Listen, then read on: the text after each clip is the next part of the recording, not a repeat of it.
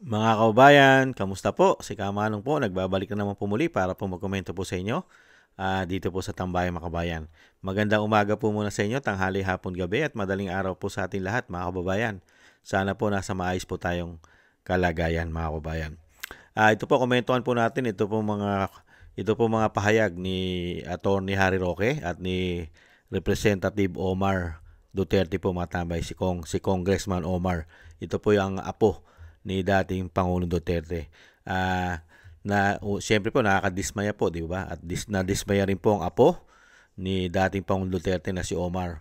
At lalong-lalo rin po si Atty. Roque. Ang kanila pong pagiging dismayado po sa ginawa pong desisyon ng ICC doon po sa pagtanggi o sinabing pagbasura na interim release ng pamilya Duterte. Pakinggan po natin si Atty. Harry Roque at isunod po natin si Congressman Omar Duterte mga kabayan sa kanila po mga pahayag. Umpisahan na po natin. Ang paraan para balansehin na ang warrant of arrest ay good grounds lamang para bigyan nga ng interim release ang mga nasasakdal rito. No? At meron namang mga president talaga na nabigyan na ang mga nasasakdal ng interim release at lumilipad lang sila sa dahi kung kinakailangan silang humarap. So malungkot itong pangyayaring ito dahil unang-una, yung desisyon nila na pwede pa raw tumakas at pwede paghimasukan ni Tatay Digong ang prosecution nakabase sa ebidensya. Anong ebidensya? News reports. Sa Pilipinas, no-no yan. Yung parang sinabi kanina, tinatanggap nila yung news reports and publications. Sa Pilipinas, no-no yan. Hearsay yan. No? So hindi ko maintindihan bakit ganyan. No? At siyempre, masakit pakinggan bilang isang abogado na baliwala yung humanitarian plea. No? Hindi dapat gano'n. Sometimes it's about law, but it's also about justice and about the call of humanity. Yan po mga tambay at isunod naman po natin si Congressman Omar. Grabe no? Nag-base lang po sila sa mga media. Sa mga media lang. Grabe no? Ibang klase po talaga. Ganun po talaga dahil nga po lalong-lalo po kung may nagbabayad na po o bayad na po sila umano. Hindi ba? Sarado na po mga isip ng mga demonyong yan umano. Kung sila po'y bayad na. Hindi po ba? Ito po, pakinggan po natin si Congressman Omar. Salamat kay Ma'am. Dari na lang po siya. Dito na. Hi, I'm from TV5. Sorry ngayon lang. Nag-report po ako sa loob. Hinggan ko lang po kayo short ng reaction doon sa naging decision ng court. Yun po, medyo sad talaga tayo po. Hindi ko rin maintindihan bakit nag-reject lahat ng grounds. Ang si PRD po is 80 years old. It's not a risk to anybody na po. It's not a flight risk. Nagkasungkod, nagkakain na nga siya maglakad eh. So, yeah, it's a sad day for me. Pero later, kailangan ko mag-smile konti kasi mamaya magkita kami, dalaw kami mamaya. So, hindi pwede ganito na mood sa loob kasi, lalo na yun. Lalo siyang Pero ano pong sasabihin nyo kay Tatay Digo kung sakali ang dating Pangulo? If ever pag-usapan niya, we rarely talk about the cases. We rarely talk about anything to do with his case here in the ICC. But if ever he brings it up, sabihin ko lang talaga na we live to fight another day. Yung sinabi po dati ni VP Sara na parang, even before this decision, no, na parang you were preparing, the family is preparing na nga daw po na doon magpapasko. Mukhang, ito na nga po, continued detention. Tuloy-tuloy na. Oo, paano po ang Pasko ng pamilya Duterte? We'll keep it as merry as possible po habang nasa loob ng ICC. Okay. Kahapon po nakabisita kayo? Wala, Thursday wala. is legal consultation day. Okay, so mamaya pala. Anong oras po ang...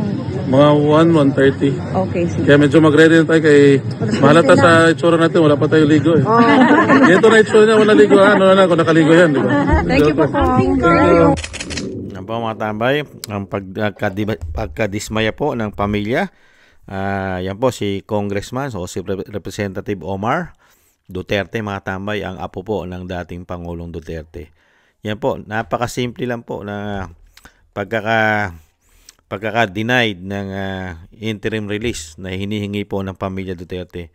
Nagbase lang po sila sa media, sa mga news na ang dating Pangulong Duterte ay may kakayahan pa na manggulo o tumakas o sinasabi pong maging badya, lalong-lalo doon sa sinasabi na mga biktima ng sinasabi na itong war on pulburon.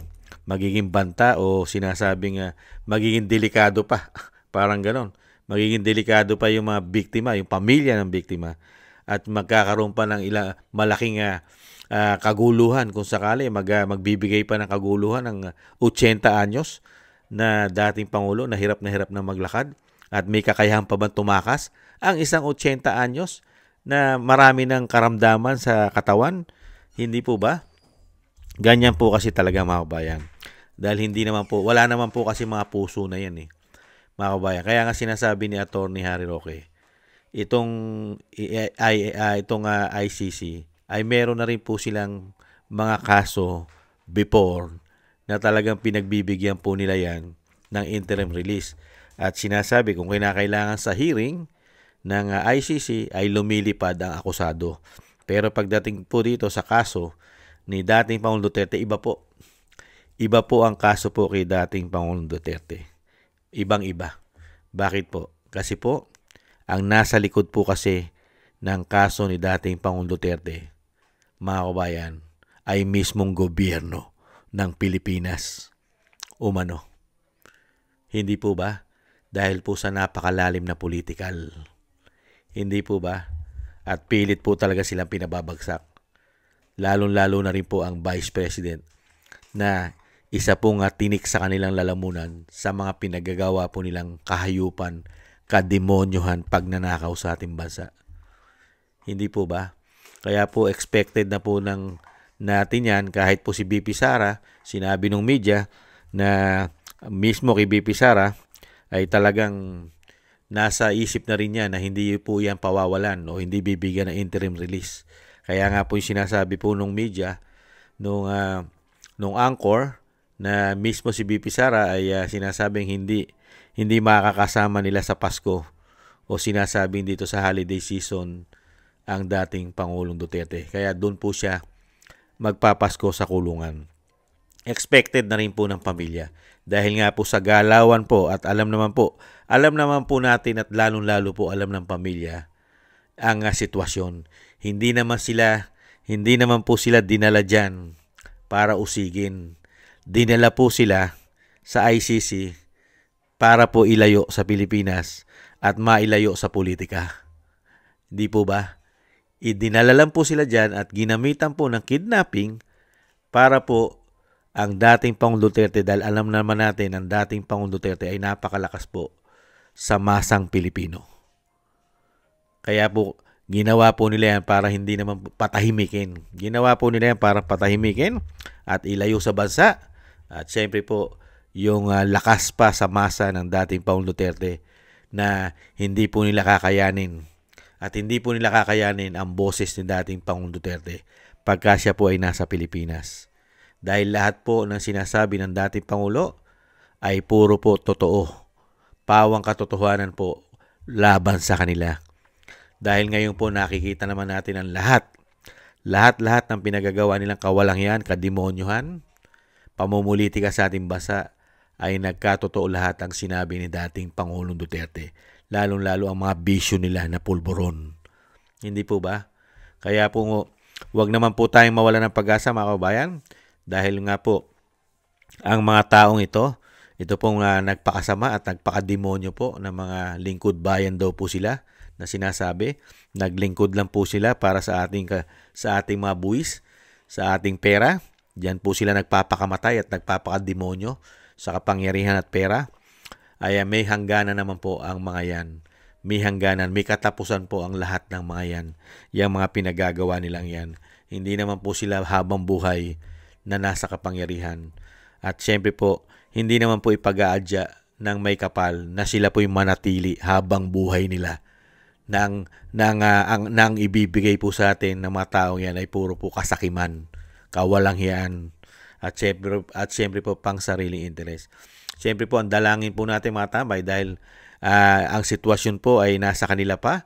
Ang tangi po maitutulong po natin sa ating dating Pangulo at sa pamilya Duterte ay siyempre po yung ating dasal na sila po ay maingatan, lalong-lalo po sa kapahamakan at madugtungan pa po ang buhay at kalakasan ng dating Pangulong Duterte hanggang sa dumating ang panahon na ang kanyang anak ang magiging presidente na ng bansang Pilipinas. Yan naman po ang tanging pag-asa natin na maupo po talaga ang Vice President Sara Duterte nang lahat po ng ginawa po nila, lalong-lalo po kasamaan sa ating bansa, ay mabigyan po ng katarungan. Lalong-lalo po ang ginawa nila kay dating Pangulo. At syempre po ang pagnanakaw po sa kabangyaman ng ating bansa ay mapanagutan po nila yan at sa napakarami po nilang paglabag sa batas. Hindi po ba? Yan po mga tambay, nakakalungkot po na pangyayari na talagang inaasahan naman po din natin at ganoon din po ang pamilya Duterte dahil nga po sa sobrang pamumulitika ng gobyerno ngayon sa kanila. At grabe po, talagang pilit po na pinababagsak po talaga sila na sila po'y pilit ng binubura sa larangan ng politika, lalong-lalo po sa nasyonal. Lalong-lalo po sa nasyonal. Kaya po grabe po grabe po ang inuubos nilang pera ng taong bayan sa pamilya Duterte at sa mga kaalyado nito. Kaya po hindi po malayo isang araw mga kaubayan, ang isusunod na nila dyan ay si Senator Bato. Mga kaubayan, planado na po nila yan umano. Si Senator Bato na po ang kanila pong pinupuruhan dyan. Dahil po si Senator Bato ay malaking bagay po sa Senado, lalong-lalo po kung i-impeach po nila uli. Kung mag-i-impeach sila o i-impeach nila uli ang ating Vice President Sara Duterte. Kaya po pagka ganyan pong laruan, basang-basa na po natin yan. Dahil kailangan din po nilang ma-divert ang issue. Real talk. Di po ba? Kailangan nilang paputukin para po mailihis kahit papaano ang issue ng pagnanakaw nila, korupsyon. Yan, pinaputok po nila, hindi po nila binigyan ng interim release. Siyempre po, napag-uusapan mo po ngayon sa buong bansa. At siyempre, itutuloy ang mga planong yan umano. At ang isusunod naman nila ay si Senator Bato para po tuluyan na kahit papaano mailihis na po ang issue ng mga pagnanakaw nila at matuon po ang taong bayan dito po sa mga issue, lalo-lalo po sa pinagagawa sa mga Duterte. At nakita naman po natin ang media ngayon. Ang halos tinututukan po ng media ngayon ay puro halos makakaliwa. Halos makakaliwa. Ang kanilang paboritong interviewin. Halos puro makakaliwa. Mga kabayan, ibang klase ang mga kademonyohan ng mga hayop na yan. Umano. Yan po mga kabayan, ang nakakalungkot po na pangyayari sa pamilya Duterte. Lalong-lalo po dito sa interim release. Nagbase lang po sila sa mga hearsay.